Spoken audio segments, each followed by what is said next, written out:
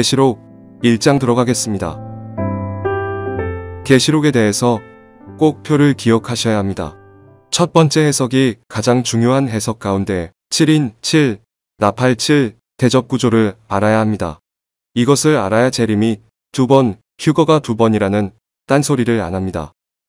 재림 1번, 휴거 1번, 심판 1번으로 끝입니다.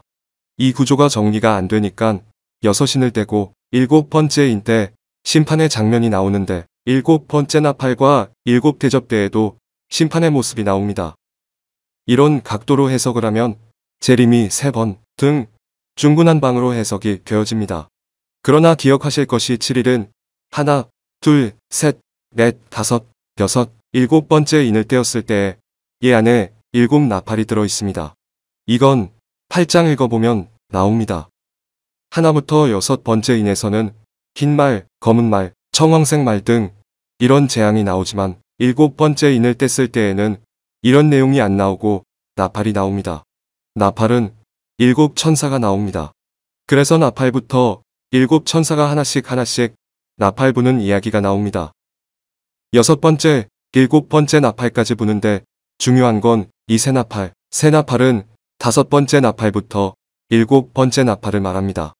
4번째 나팔을 불고 아직 5번째 나팔을 불기 전에 이 새 나팔이 중요하고 무서워서 8장 13절을 보면 이 새 나팔에 대해 예고를 합니다. 첫 번째 화, 두 번째 화, 세 번째 화, 화로다. 이 화 무서운 겁니다. 5째 나팔 황충재앙, 6번째 나팔 유브라데 전쟁, 7번째 나팔은 내용이 안 나옵니다. 앞에 것은 다 내용이 나오는데 7번째 나팔만 내용이 안 나옵니다. 내용이 안 나온다는 것은 이때 7번째 나팔이 불려지면 계시록 11장 15절을 보면 세상 나라가 우리 주와 그의 그리스도의 나라가 되어 그가 세세토록 왕 노릇 하시리로다. 이렇게만 나오고 재앙이 안 나옵니다. 6번째 나팔에 유브라데 전쟁으로 세상이 끝나는 건 아닙니다. 이 7번째 나팔은 15장으로 가보면 7 재앙을 가졌으니 곧 마지막 재앙이라 하면서 다시 나옵니다. 그러면 여기 계시록 11장 15절 이후 보면 세상 나라가 그리스도의 나라가 된다는 게 7번째 나팔이 마지막 재앙이 되는 겁니다. 그래서 16장에 7 대접이 나오고 순차적으로 재앙이 임하게 됩니다. 이 기간이 길지가 않습니다. 거의 길면은 몇 개월 정도고 아주 짧은 시간입니다. 이때에 재앙이 임하면서 전 세계는 완전히 심판으로 들어갑니다. 6번째와 7번째 사이에 도적같이 오신다. 약속이 기록되어진 것입니다. 계시록 16장 15절에 도적같이 오신다는 주님의 모습이 잠깐 기록되어 있습니다. 그래서 이 구조를 알아야 합니다. 이것은 재앙들이 나오는 총론입니다. 그래서 7번째 대접은 7번째 나팔에 들어있고 7번째 나팔은 다시 7번째 인에 들어가 있는 구조를 기억하시면 됩니다. 그리고 계시록의 2번째 중요한 해석의 원리 가운데에는 본경과 삽경의 구조를 알아야 해석이 제대로 됩니다. 본경과 삽경의 구조를 모르면 해석이 중구난방이 되어집니다. 본경은 7인, 7 나팔, 7 대접 구조로 갑니다. 이게 가장 핵심입니다. 사건 전 계시록의 내용입니다. 6장에서 8장으로 갑니다. 8장에서 9장으로 갑니다. 9장에서 15장으로 갑니다. 15장에서 16장으로 갑니다. 16장에서 19장으로 갑니다. 20장, 21장 이렇게 갑니다. 이게 7인, 7 나팔, 7 대접으로 전개되는 내용입니다. 이 장수만 따라가면 7인 7 나팔, 7 대접 관계가 그대로 그려집니다. 그러나 그 중간중간 삽입되어 있는 것이 삽경입니다. 이 본경은 심판의 재앙에 관련된 내용이라면 삽경은 이때 성도들과 교회들이 어떻게 하면 살 것인가에 대해 얘기해 주기 때문에 우리에게는 삽경이 굉장히 중요합니다. 이 본경은 심판에 대한 하나님의 섭리 과정이기 때문에 이것은 그대로 가는 겁니다. 그러나 삽경을 통해서 7장부터 14만 4천과 흰옷입은 무리가 나옵니다. 14만 4천은 주의 종들, 하나님의 종들이라고 했습니다. 천사들이 인을 칩니다. 하나님의 인을 천사들이 치는데 이 인은 구원의 인이 아니라고 했습니다. 구원의 인이 아니고 천사와 같은 영적인 능력과 권세를 받았다는 인, 표징입니다. 그래서 계시록 11장에 보면 두 증인의 역할이 나옵니다. 하나님께서 불을 내리셔서 사르기도 하고 비를 막기도 하며 물을 피가 되기도 하고 모세와 엘리야와 같은 능력과 권세를 받아서 죽이려 하는 자들을 죽이고 이런 권세와 능력이 하늘로부터 전 3년 반 동안 1260일 동안 주신 권세입니다. 그 인은 계시록 7장에서 하나님께서 마지막 종말에 전 3년 반 기간 동안에 쓰시기 위해서 이때 인을 칩니다. 1절 바람으로 불지 못하게 하더라. 6장에 보면 유브라데 전쟁입니다. 다니엘의 7장의 예언이 이루어지는 것입니다. 그래서 이 인은 전 3년 반 동안만 활동하고 예언하게끔 주시는 권세입니다. 하나님께서는 하나님의 종들에게 어마어마한 권세를 주십니다. 그래서 항상 성경은 재앙이나 심판을 얘기할 때 반드시 주의 종들을 먼저 보내서 예고하고 먼저 깨우는 작업을 하십니다. 그래도 안 들으면 그때는 다 심판입니다. 그래서 계시록 특성은 다른 성경과 구조가 전혀 다르지 않다는 겁니다. 구약을 보면 계속 심판하기 전에 반드시 주의 종을 보냈습니다. 좋은 말로 할 때 말더라. 돌아와라. 계시록도 마찬가지입니다. 먼저 주의 종들을 택하시는 게 항상 성경의 원칙입니다. 항상 주의 종들에게 직접 말씀하십니다. 항상 모세를 택하고 선지자들을 택했습니다. 계시록도 마찬가지입니다. 심판에 앞서 먼저 주의 종들을 택하는 겁니다. 택해서 주의 종들을 통해 마지막 때를 예언하게 하는 겁니다. 왜냐 이전 3년 반 동안에 모든 흩어진 전 세계의 교회를 모으시는 겁니다. 그래서 성경에 보면 유다에서 나온 지파들이라고 묘사하는 이유가 바로 그것입니다. 이것을 유대인으로 해석하면은 절대로 안 됩니다. 계시록을 보면 분명히 교회들을 향해서라고 수신을 정확히 말씀하고 있습니다. 따라서 유대인, 이스라엘로만 해석하면 절대로 계시의 말씀이 풀리지가 않습니다. 유대인들을 계시록을 모릅니다. 유대인에게는 다니엘만 있는데 다니엘만 읽어서는 마지막 때가 풀리지가 않습니다. 유대인들은 마지막 때까지 이 계시록을 못 엽니다. 후 3년 반 넘어서야 그때 유대인들에게도 열리게 됩니다. 나중에 이 부분은 차근차근 살펴보도록 하겠습니다.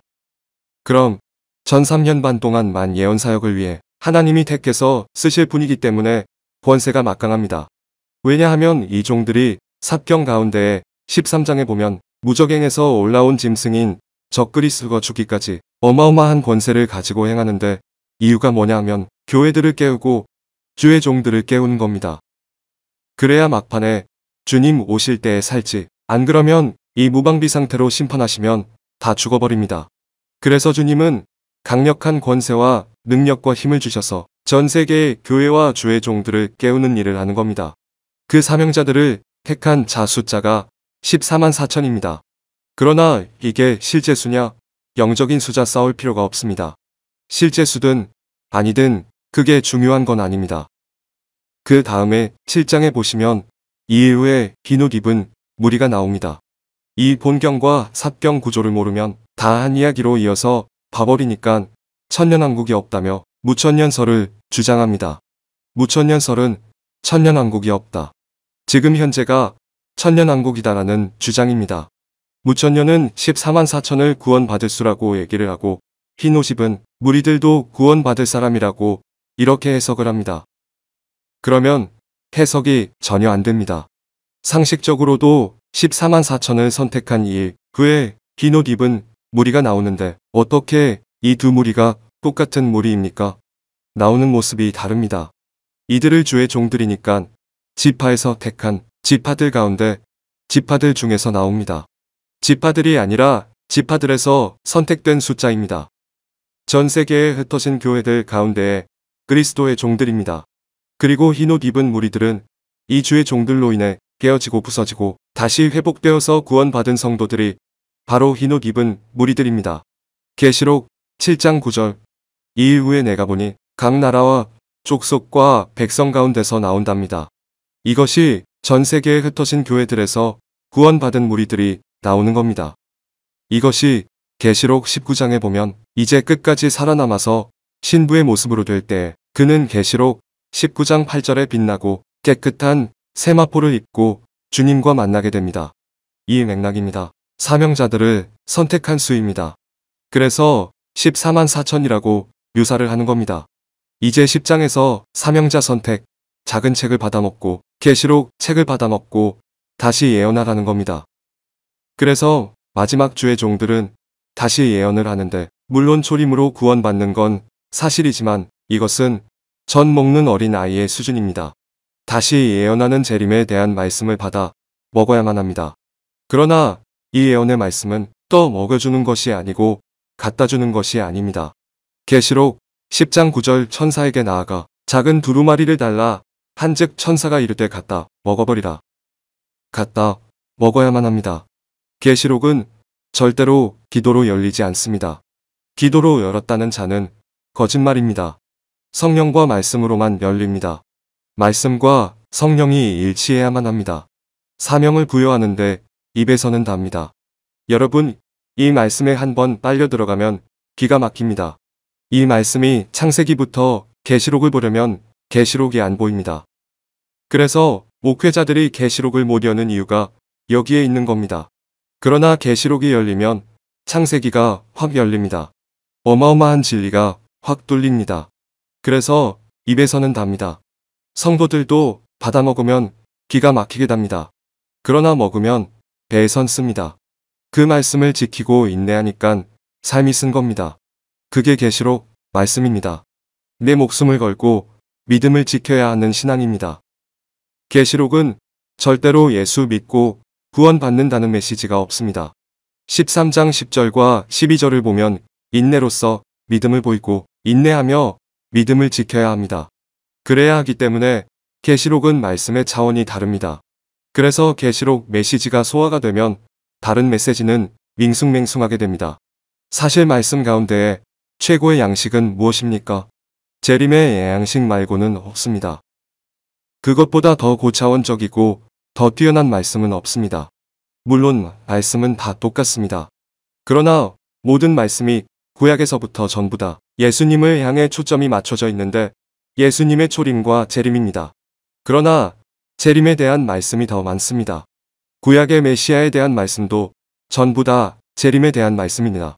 그래서 유대인들이 초림 메시아를 인정을 안 하는 겁니다. 그런데 사명 부여하는 것이 받아먹고 감당하려고 하니까 씁니다. 그래서 인내를 안 하면 안 됩니다. 어떤 일이 있어도 인내해야 합니다. 인내는 연단입니다. 연단과 인내는 뗄래야 뗄 수가 없습니다. 그래서 11장을 보시면 목숨 걸고 사명을 감당하는 증인이 나오는데 두 증이라는 것은 누가복음이나 마태복음을 보면 12제자를 파송할 때 둘씩 파송을 합니다. 70명의 제자들을 보낼 때에도 둘씩 보냈습니다. 전부 다 예수님께서는 증인들은 둘씩 보냈습니다. 14만 4천의 종들을 전 세계 둘씩 보낸다는 얘기입니다. 선택받을 때에는 14만 4천이요. 사명을 감당할 때에는 두 증인으로서 목숨 걸고 순교하는 겁니다. 그럼 순교하면 남은 건 12장의 흰 옷 입은 무리들입니다. 해 입은 여자로서 교회들의 얘기입니다. 이것은 무천년, 전천년, 구천년이든 동일한 주장으로 해 입은 여자는 교회입니다. 오직 하나님 영광을 위하고 주님만 바라보는 교회입니다. 이것은 그들이 아이가 죽음에 이 아이는 예수님이 아닙니다. 여자는 마리아가 아닙니다. 절대 계시록은 과거로 해석하면 큰일 납니다. 왜 해 입은 여자가 마리아가 아니냐 하면 마리아가 예수님을 낳았지요. 그러면 해 입은 여자가 아이를 낳았는데 무천년은 교회가 예수님을 낳았다고 해석합니다. 언제 교회가 예수님을 낳았습니까? 예수님이 교회를 낳았지요. 예수님이 죽고 교회가 탄생했습니다. 그러므로 무천년설은 해석의 오류입니다. 그래서 두 증인은 짧게 3년 반만 사역하다 죽었기 때문에 아이로 묘사되는 겁니다. 그래서 이 아이가 죽음에 이 두 증인들이 전 3년 반 동안 교회를 깨우고 주의 종들을 깨워서 예비시키고 준비시켰는데 이제는 이들이 죽으니까 교회가 보호받을 게 없어졌습니다. 이들이 전무후무한 능력으로 보호했는데 무적행에서 올라온 이 짐승이 용의 보좌와 권세와 능력을 다 받았는데 감당이 안 됩니다. 그래서 무적행에서 올라온 짐승이 적그리스도에 의해 죽습니다. 그래서 이 교회는 이제 도망가는 일 밖에 살 길이 없습니다. 그래서 해 입은 여자가 광야로 도망을 가는 겁니다. 예비된 곳에 가서 독수리 2날개를 받아 거기에서 후 3년 반 동안 양육받고 보호받게 되는 장면이 12장에 나옵니다. 이게 교회들까지 끝나는 겁니다. 그래서 13장에 가면 그 다음에 중요한 게 적그리스도와 거짓 선지자. 그래서 가장 중요하게 살펴볼 두 인물의 승리한 과정을 보여줍니다. 이게 영적인 구조입니다. 이것은 실제적으로 재앙이 떨어지는 순간입니다. 그래서 이들이 나올 때 13장 10절, 14장 12절 인내와 성도의 믿음이 나오는 겁니다. 이것 때문에 인내해야 하고 이것 때문에 믿음을 지켜야 합니다. 그래서 14장에서 중요한 것은 새 천사의 이야기와 알곡과 포도송이 추수한 이야기가 나옵니다. 이것을 재림장으로 착각을 합니다. 이 이야기는 본경의 이야기 구조 가운데 삽경이 부수적으로 밑에 설명하는 내용이기 때문에 이걸 본경으로 올려놓으면 안 됩니다. 그러면 해석이 중구난방이 되는 겁니다. 그래서 재림이 2번, 휴거가 2번 나오는 겁니다. 새 천사가 끝까지 인내하고 믿음 지키라고 얘기합니다. 15장은 17, 18장은 음력, 종교다원, 종교혼합, 전세계 전무후무 통합입니다. 유엔사 나에 종교국이 있습니다. 이미 전 세계의 종교를 하나로 통합하고 있습니다. 20장에서 천년왕국 이야기, 21장 새 예루살렘 성 이야기, 22장 당부하고 끝납니다. 그리고 장별로 가보면 1장과 전체적인 계시의 서론입니다. 계시가 누구로부터 어떻게 무엇을 증거되고 있는가 1, 2, 3, 4의 5장까지는 특별히 무리가 없습니다. 웬만한 분들은 3장까지 조금 능력 있고 실력 있는 분들은 4장까지 갑니다. 그러나 5장부터는 쉽지 않습니다. 이제 처음부터 들어가면 1장 1절에서 3절까지 보면 모든 계시의 원천은 하나님입니다. 이것은 계시록만이 아니라 모든 성경 자체의 계시가 다 동일합니다. 계시록 5장 1절을 보면 보좌에 앉으신 이의 오른손에 7 인으로 봉하여진 두루마리 모든 계시는 하나님으로부터 나오는 것이 철칙입니다. 그 다음의 모든 주권은 예수 그리스도께 이양됩니다. 성경을 찾아보시면 구원권, 심판권 모든 것은 예수님을 통하여야만 합니다. 계시록은 초대교회 때부터 속히 되어질 일들이라고 말씀하셨습니다. 그런데 무천년은 중세시대 때 계시록이 끝났다고 얘기를 합니다. 그러면 예수님의 재림도 오셨어야 했습니다. 전부 다 끝났는데 계시록 19장만 아직 안 되었다고 얘기를 합니다. 그러니 해석이 뒤틀립니다. 계시록은 속히 될 일인데 언제 이 세상에 7 나팔, 7대접이 일어났었습니까? 없습니다. 그런데 이게 중세 때 일어난 일들이라는 주장은 말도 안 되는 억지 주장입니다. 계시의 대상은 그리스도의 종들입니다. 어느 성경이 처음부터 예수 그리스도의 계시다라고 못 받고 출발한 것은 계시록밖에는 없습니다. 이유가 무엇일까요? 계시록이 얼마나 무시당하고 순환당하는 것을 아셨기 때문입니다. 계시록이 역사에서 빠질 위기가 여러 번 있었습니다. 계시록을 성경에서 빼려고 했던 시도가 여러 번 있었습니다. 마귀가 이 계시록을 빼려고 애를 썼습니다. 왜냐하면 이 계시록을 빼내야 근본이 흔들려 버리거든요. 안 그래도 계시록을 해석 못하는데 계시록을 빼면 완전히 눈뜬 장님이 되는 겁니다. 이사야 말씀을 보면 42장 19절에 보면 맹인이 누구냐 내 종이 아니냐 누가 내가 보내는 내 사자 같이 못 듣는 자겠느냐 누가 내게 충성된 자같이 맹인이겠느냐 누가 여호와의 종 같이 맹인이겠느냐 42장 23절 너희 중에 누가 이 일에 귀를 기울이겠느냐 누가 뒤에 오리를 삼가 듣겠느냐 예수 그리스도의 계시인데 하나님이 그에게 주셨습니다. 누구에게 주셨냐? 예수 그리스도께 주셨다라는 겁니다. 그럼 계시록의 목적은 무엇인가요? 종들에게 보여주시기 위해서입니다. 계시록의 최종 수신자는 주의 종들입니다. 이게 모든 성경의 원칙입니다. 하나님은 자기 종들을 택해서 말씀을 주시고 예언을 하십니다. 그래서 하나님은 천사를 통해 그 종의 대표성인 요한에게 주신 것입니다. 요한이 받아 써서 종들에게 보내서 알게 하기 위해서 편지로 써서 7 교회에게 보냈던 것입니다. 그러나 종들에게 주신 목적은 무엇입니까? 교회, 즉 성도들에게 알게 하시려고 하신 것입니다. 계시의 원칙은 하나님께서 하나님의 백성에게 주시기 위해서였습니다. 모세에게도 하나님이 계시하실 때 모세만 알고 혼자만 살라고 주신 게 아닙니다. 22장 16절을 보면 나 예수는 교회들을 위하여 내 사자를 보내어 이것들을 너희에게 증언하게 하였노라. 나는 다윗의 뿌리요 자손이니 곧 광명한 새벽별이라 하시더라. 종들에게 이 계시록을 줘서 알게 하신 목적이 무엇입니까? 교회들을 깨우고 교회들을 살리기 위해서입니다. 그러니까 종들이 이것을 알아야 하고 받아야 하는 이유가 내 성도를 살리고 주님의 양들을 살리기 위해서는 반드시 계시록을 받아야만 합니다. 내용은 무엇인가요? 계시록 1장 2절의 요한은 하나님의 말씀과 예수 그리스도의 증거 곧 자기가 본 것을 다 증언하였느니라. 하나님의 말씀과 예수 그리스도의 증거, 이 패턴이 계속 갑니다. 계시록 20장 4절 예수를 증언함과 하나님의 말씀 때문에 목배임을 당한 자들. 14장 12절 성도들의 인내가 여기 있나니 그들은 하나님의 계명과 예수 믿음을 지키는 자니라. 6장 9절 다섯째 인을 깨실 때에 내가 보니 하나님의 말씀과 그들이 가진 증거로 계명이라는 것은 구약적 의미, 말씀은 신약적 의미, 계시록에는 구약과 신약의 의미가 담겨 있습니다. 그래서 계시록의 내용은 항상 하나님의 말씀과 예수 그리스도의 증거입니다. 이것은 뗄래야 뗄 수 없는 것입니다. 모든 하나님의 말씀은 예수 그리스도께 집중이 되어 있습니다. 말씀은 전부 다 예수 그리스도를 증거합니다. 그래서 신약시대 때의 모든 성경은 다 구약밖에는 없었습니다. 바울도 구약을 예수 그리스도로 보았습니다.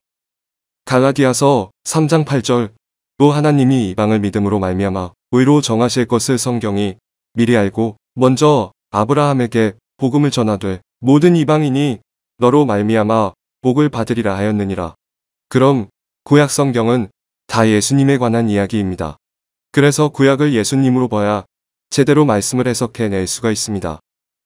구약의 5대 제사, 7대 절기, 모든 제사의 방법, 제사의 내용, 향 만드는 법, 성막 구조, 방주의 내용과 의미 다 예수님과 밀접한 관계가 있습니다. 계시의 목적은 계시록 1장 3절 이 예언의 말씀을 읽는 자와 듣는 자와 그 가운데에 기록한 것을 지키는 자는 복이 있나니 때가 가까움이라. 다니엘 말씀을 보면 12장 4절 다니엘아 마지막 때까지 이 말을 간수하고 이 글을 봉함하라. 많은 사람이 빨리 왕래하며 지식이 더하리라. 2장 9절 그가 이르되 다니엘아 갈지어다. 이 말은 마지막 때까지 간수하고 봉함할 것임이니라.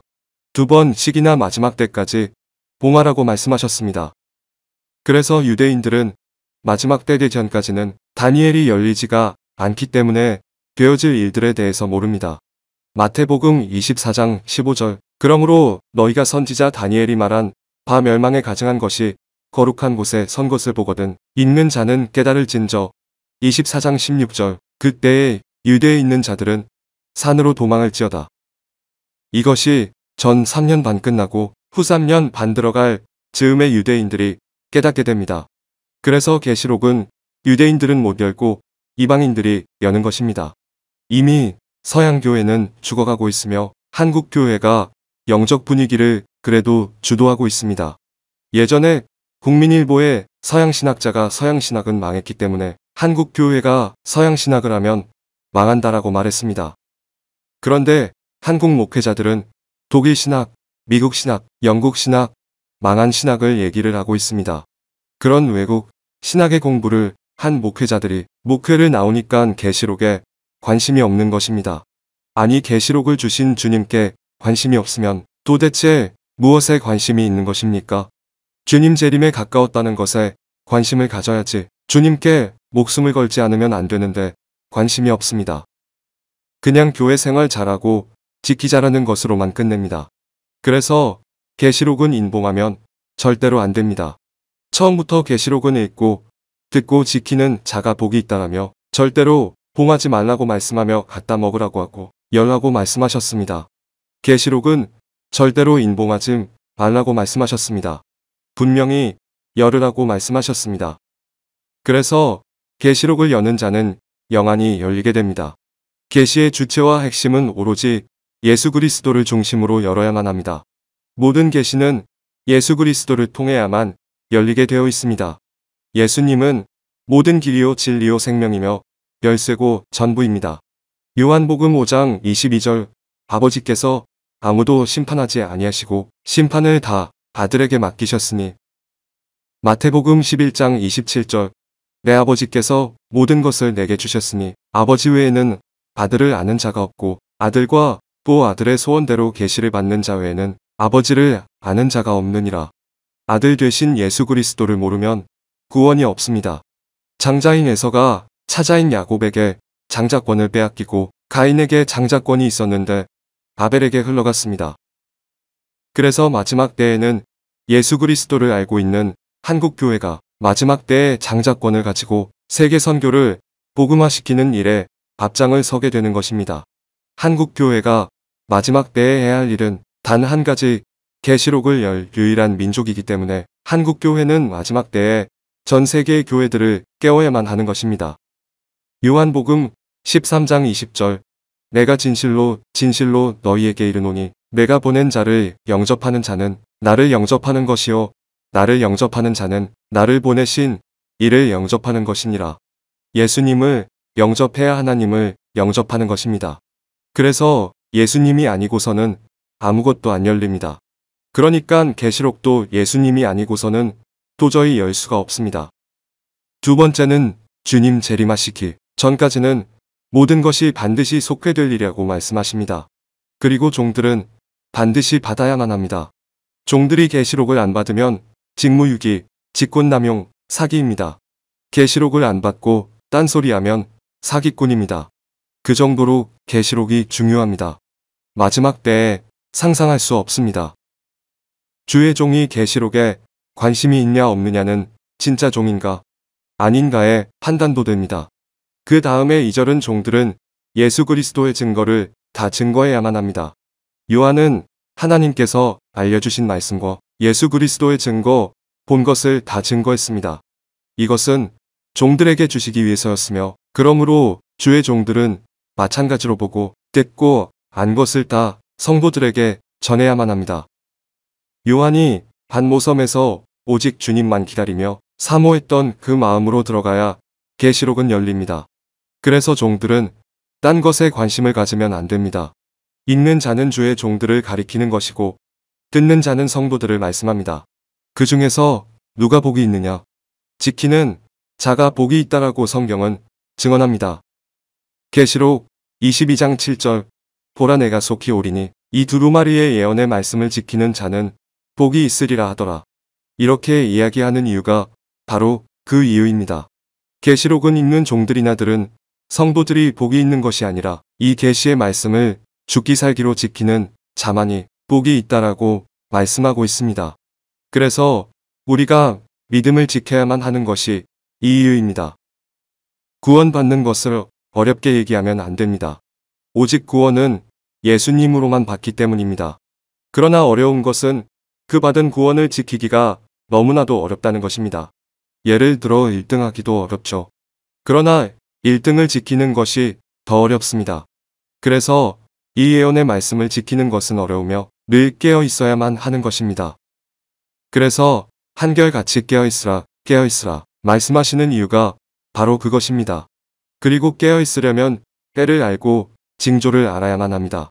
그래서 계시록을 알면 마태복음 24장을 알고 마태복음 24장을 알면 다니엘을 압니다.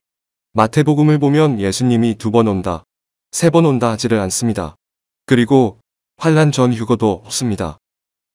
마태복음 24장 29절 그날 환난 후에 즉시 해가 어두워지며 달이 빛을 내지 아니하며 별들이 하늘에서 떨어지며 하늘의 권능들이 흔들리리라. 24장 30절 그때에 인자의 징조가 하늘에서 보이겠고 그때에 땅의 모든 족속들이 통곡하며 그들의 인자가 구름을 타고 능력과 큰 영광으로 오는 것을 보리라. 성경에 보면 환난 전 휴거에 대해 한마디도 언급하지를 않습니다. 계시록 1장 4절 요한은 아시아에 있는 7교회에 편지하노니 이제도 계시고 전에도 계셨고 장차 오실 이와 그의 보좌 앞에 있는 7영과 보좌에 계신 7영, 7영을 성령이라는 견해와 천사들이라는 견해로 봅니다. 이제도 계시고 전에도 계셨고 장차 오시리는 예수님이 아니고 하나님에 대한 표현입니다. 장차 오신다고 해서 예수님으로 착각하는데 계시록 1장 8절 주 하나님이 이르시되 나는 알파와 오메가라 이제도 있고 전에도 있었고 장차 올 자요 전능한 자라 하시더라. 이 말씀에 근거하여 하나님을 빗대어 표현하신 것입니다. 그러면 예수님은 언제 나올까요? 계시록 1장 5절 또 충성된 증인으로 죽은 자들 가운데에서 원전하시고 땅의 임금들의 머리가 되신 예수 그리스도로 말미암아 은혜와 평강이 너희에게 있기를 원하노라. 우리를 사랑하사 그의 피로 우리 죄에서 우리를 해방하시고 4절은 하나님이시고 5절에 예수님이 나오신다. 그러면 그 보좌 앞에 7영이 도대체가 무엇이냐라는 것입니다. 천사라는 견해는 26장 53절에 너는 내가 내 아버지께 구하여 지금 12군단 버되는 천사를 보내시게 할 수 없는 줄로 아느냐. 12영이 나오기 때문에 7영도 천사일 것이다 라고 추측을 합니다. 그러나 스가랴 4장 2절 그 길은 그릇 위에 7 등잔이 있으며 그 길은 그릇 위에 있는 등잔을 위해서 7관이 있고 4장 3절 그 등잔대 곁에 2 감람나무가 있는데 4장 6절 여호와께서 스룹바벨에게 하신 말씀이 이러하니라. 만군의 여호와께서 말씀하시되 이는 힘으로 되지 아니하며 능력으로 되지 아니하고 오직 나의 영으로 되느니라. 4장 10절 사람들이 스룹바벨의 손에 다림줄이 있음을 보고 기뻐하리라. 이 7은 온 세상에 두루 다니는 여호와의 눈이라 하니라. 3장 9절 여호수아 앞에 세운 돌을 보라 한 돌에 7눈이 있느니라. 성경에서 돌은 예수 그리스도이십니다. 이사야 28장 16절 내가 한 돌을 시온에 두어 기초를 삼았노니 곧 시험한 돌이요 귀하고 견고한 기초돌이라. 베드로전서 2장 7절 그 돌이 모퉁이의 머릿돌이 되고 고린도전서 10장 4절 다 같은 신령한 음료를 마셨으니 이는 그들을 따르는 신령한 반석으로부터 마셨음에 그 반석은 곧 그리스도시라. 돌에 7눈이 있다는 것은 하나님께서 성령으로 전 세계를 감찰하시고 고린도전서 2장 10절 오직 하나님이 성령으로 이것을 우리에게 보이셨으니 성령은 모든 것고 하나님의 깊은 것까지도 통달하시느니라. 그래서 7영을 성령으로 보는 것이 가장 타당하다고 생각합니다. 또한 문맥상 계시록 1장 4, 5절은 축도의 내용입니다. 축도에는 천사가 들어갈 수가 없습니다. 오직 삼위일체 하나님만이 들어가십니다. 그러나 해석에 차이가 있어서 7영을 천사라고 해석하는 자에게 비난과 논쟁을 하고 싶지는 않습니다. 아군끼리 총질을 하면 안 된다는 것이 저의 생각입니다. 은혜와 평강은 최고의 축복 가운데의 축복입니다. 그래서 이스라엘 사람들이 샬롬하는 겁니다. 그리고 7절을 보시면 재림 때의 모습에 대해 재림의 방법은 구름 타고 오시며 계시록 19장 14절을 보면 백마 타고 오신다고 했는데 예수님이 구름 타다가 백마를 타다가 바쁘시겠다 생각합니다. 그러나 이단들은 구름을 상징으로 해석을 해서 구름을 말씀으로 해석을 합니다. 그래서 마지막 심판을 실제 심판이 아닌 말씀으로 봅니다. 그러나 이 구름은 실제 구름입니다. 구름이 가진 상징적인 의미는 영광입니다. 그러므로 예수님께서 구름 타시고 오신다는 말은 구름을 타고 오신 모습은 영광스럽게 오시는 것을 묘사를 하지만 실제 구름을 타고 오시는 겁니다. 구약에서 구름을 찾아보면 여호와께서 임재하실 때 나타날 때 성전에 여호와께서 임재하실 때 구름이 막 피어오릅니다. 그러니까 예수님께서 만왕의 왕으로서 오실 때 영광스럽게 임재하시는데 우리가 볼 때에는 예수님께서 구름을 타고 오시는 것처럼 보이는 것입니다. 그러나 예수님은 구름이 없으셔도 얼마든지 오실 수가 있습니다. 그렇지만 이 표현은 영광스러운 모습으로 묘사하여 실제 구름을 타고 오시는 것처럼 우리가 본다는 겁니다. 그래서 구름과 백마를 타고 오시는 모습을 우리가 느끼게 되는 것입니다. 그러나 어떤 사람들은 구름 타고 오시고 또 백마를 타고 온다라고 따로 해석을 합니다. 환란 전 휴거 때는 조용히 오시니까 구름 타고 오시고 환란 후에 만왕의 왕으로 오실 때에는 심판 주시니까 백마 타고 오신다라고 해석을 하는데 이것은 해석의 오류입니다. 출애굽기 16장 10절 아론이 이스라엘 자손의 온 회중에게 말하매 그들이 광야를 바라보니 여호와의 영광이 구름 속에 나타나더라. 영광스러운 묘사를 구름 가운데에 나타나지만 실제로 구름이기도 하는 것입니다. 상징으로만 치부해서는 안 되지만 중요한 의미는 구름은 영광입니다. 계시록 1장 7절 볼지어다 그가 구름을 타고 오시리라. 각 사람의 눈이 그를 보겠고 그를 찌른 자들도 볼 것이요. 마태복음 24장 26절 그리스도가 광야에 있다 하여도 나가지 말고 보라. 골방에 있다 하여도 믿지 말라. 27절 번개가 동편에서 나서 서편까지 번쩍임 같이 인자의 임함도 그러하리라. 사도행전 1장 11절 너희 가운데서 하늘로 올려지신 이 예수는 하늘로 가심을 본 그대로 오시리라 하였느니라. 예수님 재림은 모든 사람들이 보게 됩니다. 사도행전 1장 11절에 예수님이 승천하신 곳은 감람산입니다. 그러나 이 말씀은 예수님께서 감람산에만 재림하신다는 내용이 결코 아닙니다. 재림 때에는 온 땅과 모든 사람에게 보이게 재림하십니다. 그래서 불신자들의 재림의 반응은 애곡입니다.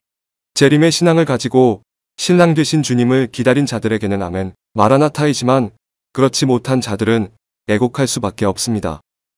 그 다음에 계시록 8절을 보시면 주 하나님이 이르시되 나는 알파와 오메가라 이제도 있고 전에도 있었고 장차 올 자요 전능한 자라 하시더라. 출애굽기 3장 14절 하나님이 모세에게 이르시되 나는 스스로 있는 자이니라. 또 이르시되 너는 이스라엘 자손에게 이같이 이르기를 스스로 있는 자가 나를 너희에게 보내셨다. 하나님은 하나님만이 최고의 유일하신 신이심을 표현하고 계십니다. 나머지는 전부 다 가짜이며 인간이 만들어낸 것입니다. 스스로 존재할 수 있는 하나님밖에는 없습니다. 오직 하나님만이 스스로 계실 수가 있기 때문에 하나님만이 신이십니다. 그리고 모든 것을 시작하시며 모든 것의 끝을 내실 수가 있는 분은 오직 하나님뿐입니다. 사단도 피조물입니다. 그 다음에 9절에서 10절, 11절을 보시면 9절 나 요한은 너희 형제여. 형제는 믿음 안에서의 모습이죠. 마태복음 12장 50절 누구든지 하늘에 계신 내 아버지의 뜻대로 하는 자가 내 형제요 자매요 어머니이니라 하시더라. 마태복음 23장 9절 땅에 있는 자를 아버지라 하지 말라. 너희의 아버지는 한 분이시니 곧 하늘에 계신 이시니라. 예수 믿게 되면 어떠한 가족과 친척보다도 교회 안에서 형제, 자매가 가까워집니다. 육적인 모습은 영적인 모습의 그림자입니다. 영적인 것을 밝히 볼 수 있지 못하기 때문에 육적인 것을 통해서 영적인 것을 보게끔 느끼게끔 해놨습니다. 그래서 육적으로는 혈연관계, 아버지의 피로 말미암아 형제가 됩니다. 그런데 영적으로는 예수 그리스도의 보혈의 피로 말미암아 하나님의 자녀가 되어 형제가 되는 것입니다. 그러므로 영적인 형제 자매가 훨씬 더 가깝다는 겁니다. 형제의 조건이 무엇이냐? 계시록 1장 9절 예수의 환난과 나라와 참음에 동참하는 자라. 그래서 성도와 교회가 동떨어지면 절대로 안 됩니다. 계시록은 교회 중심으로 신앙생활하도록 만듭니다. 계시받은 장소는 반모섬입니다. 반모라는 섬을 영적으로 예수의 증거를 가지고 핍박과 환난을 받는 곳이 반모섬이다. 직장이든 어디든 계시받은 시기는 주일날입니다. 대부분 이것을 주일으로 해석합니다. 그래서 주일이 계시를 받는 날이며 성도는 주일 신앙을 철저히 지켜야만 합니다. 주일은 대단한 게 아니라 가장 기본적인 신앙이고 11조는 대단한 게 아니라 당연한 헌금이며 필수입니다. 선택이 아닙니다. 오직 복을 주신다는 날은 주일밖에 없고 복을 주시는 날은 안식일 날밖에 없습니다. 안식일이 복되게 하려면 그날은 돈을 벌거나 다른 일을 하거나 나를 위한 날이 아닌 주님을 위한 날로 만들어야만 합니다. 주일날은 천국신앙, 부활신앙, 하나님의 자녀라는 것을 확인하는 날입니다. 여섯째 날은 나를 위해 열심히 일하고 가정을 위해서 열심히 일하지만 하나님은 한 날을 통해서 우리의 신앙을 늘 체크하게 하십니다. 신명기 8장 2절 내 하나님 여호와께서 이 40년 동안에 내게 광야길을 걷게 하신 것을 기억하라. 이는 너를 낮추시며 너를 시험하사. 사도행전 7장 38절 시내산에서 말하던 그 천사와 우리 조상들과 함께 광야 교회에 있었고 주일날 교회를 통해서 온전한 신앙인가, 천국신앙, 부활신앙인가, 하나님의 자녀인가를 확인하십니다. 주의신앙도 말씀으로 못 지키는데 무엇을 지킬 수가 있습니까? 목숨 걸고 믿음을 지켜야 하는 신앙이 주일도 못 지키는데 그게 무슨 신앙이라 말할 수가 있습니까? 그런 신앙으로 절대로 안 됩니다. 그리고 12절에서 16절을 보시면 재림의 모습이 나옵니다. 금, 촛대. 여러분 촛대는 교회입니다. 음성이 나서 돌아보니까 금, 촛대 사이에 예수님이 계십니다. 그래서 예수님은 항상 교회에 계십니다. 주님의 눈동자는 항상 교회에 있습니다.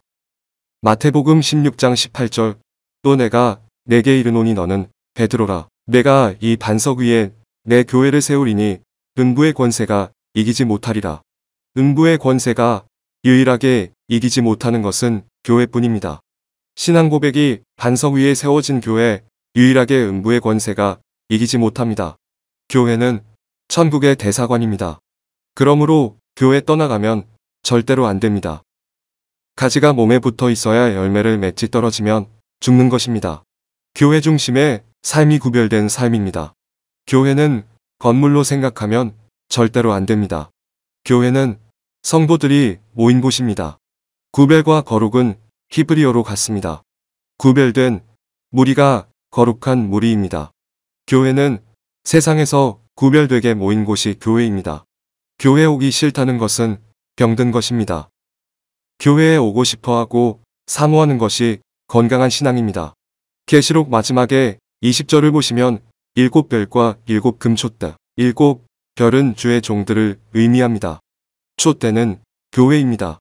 촛대 사이에 예수님이 계시다는 것은 늘 교회 사이에서 역사하시고 교회 중심으로 함께 하시는 겁니다. 계시록과 관련해서 마지막 때에 7금촛대와도 같은 교회 주의 종들과 같은 비밀을 아는 자는 알고 모르는 자는 모릅니다. 그래서 비유와 비밀처럼 얘기하시는 것은 마지막 적용 부분을 보시면 고린도전서 4장 1절 사람이 마땅히 우리를 그리스도의 일꾼이요 하나님의 비밀을 맡은 자로 여길지어다. 고린도전서 4장 2절 그리고 맡은 자들에게 구할 것은 충성이니라. 비밀을 맡은 자로서 충성하게끔 하기 위해서입니다. 말세에 이 계시록의 비밀을 아는 자들이 쓰임 받는 것입니다. 이유는 종들을 통해서 알곡 성도들을 만들고 신부단장하는 교회로 이끄시며 해 입은 여자 교회로 삼기 위해서입니다. 그러나 다친 종들에게는 재림에 관심이 없고 주에게 관심이 없고 세상에 취해 있는 종들과 교회들에게 최고의 축복을 주시지 않기 위해서입니다.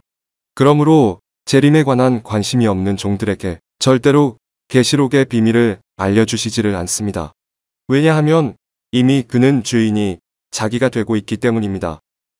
그래서 종이라면 반드시 주님의 오른손에 붙잡힌 바 돼서 마지막 때에 자기 교회를 금촛대 교회로 만들고 주님께로 관심이 떠나지 않고 신부들이 예비되고 준비되는 비밀을 맡은 교회가 됩니다. 이것으로 제1장 계시의 나타남에 대한 총정리였습니다. 끝까지 경청해 주셔서 감사합니다. 우리 주님 다시 오실 때까지 이 계시록의 말씀을 끝까지 지킵시다. 그래서 믿음으로 받은 구원을 늘 두렵고 떨림으로 잃지 않기 위해 오직 말씀과 성령으로 지켜냅시다. 마라타.